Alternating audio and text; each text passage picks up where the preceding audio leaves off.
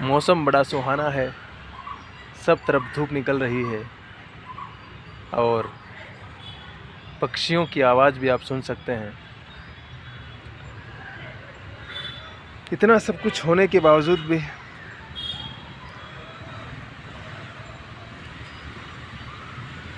इस शहर में बड़ी साफ़ सफाई भी है, पॉल्यूशन भी नहीं है, गर्मी भी बहुत कम पड़ती है, बारिश बहुत होती है।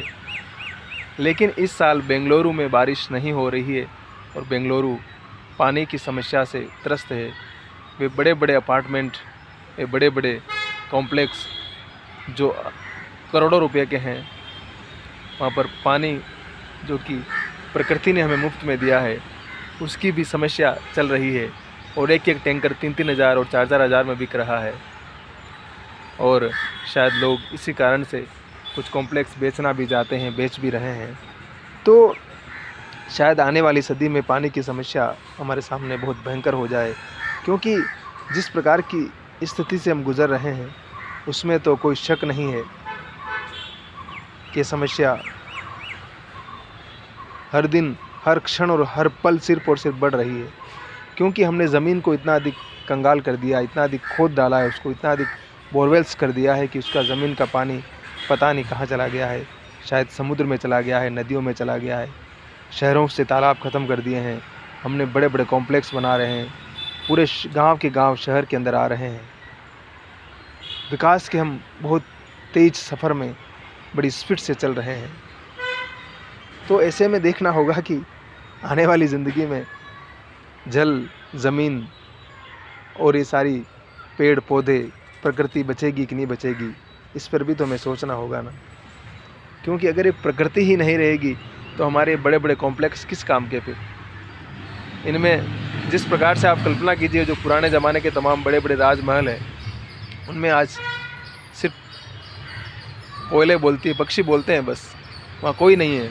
खंडहर बन चुके हैं वो, जिनका किसी ज़माने में बड़ा रुतबा और बड़ी शान हुआ करती थी और जहाँ से राजतंत्र का संचालन हुआ करता था। जनता जहाँ जाकर के हमेशा नमन करती थी, प्रणाम करती थी और राजा का सिर कभी झुकता नहीं था।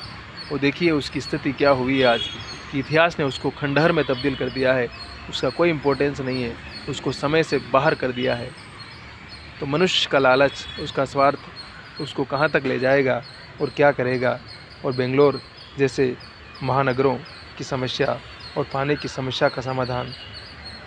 लेकिन राजस्थान में तो हम लोग बचपन से ही इस प्रकार के पानी के क्राइसिस से गुजरते रहे थे।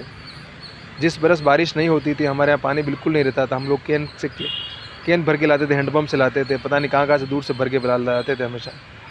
कुओं तक में पानी सूख जाता था, पशुओं तक के लिए पानी नहीं मिलता था। और पीने की तो कुओं से पानी लाते थे, फिर बाद में हैंडपम्प आ गए, फिर अब तो ट्यूबवेल आ गई, कुछ नया नया होने लगा है। और बारिश राजस्थान में अक्सर होती नहीं है। अगर एक साल होती तो पता चला कि 2-3 साल बारिश नहीं हुई है, तो पानी की समस्या हमेशा लगी रहती है वहाँ पर।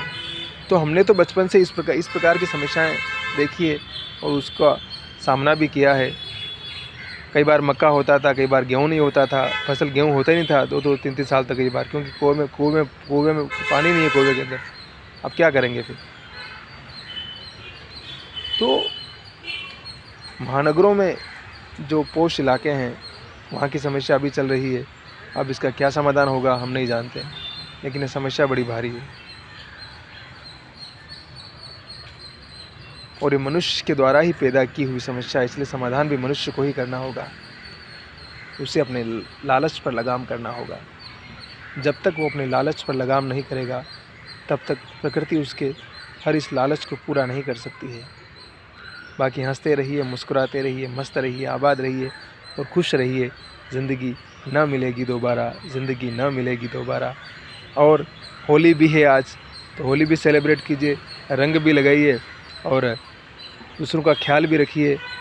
इस प्रकार से रंग मत लगिए, इस प्रकार का बिहेव मत कीजिए लोगों के साथ कि उसको बुरा लगे। बस सौहार्द के साथ और प्रेम के साथ होली खेलिए और मस्त रहिए और बाकी अपना काम करते रहिए और आबाद रहिए। शब्बा खैर, हैव ए ग्रेट डे। मुस्कुरा दीजिए, मुस्कुराना आपके लिए बहुत बड़ी दवा है, इसलिए मुस्कुराते रहिए।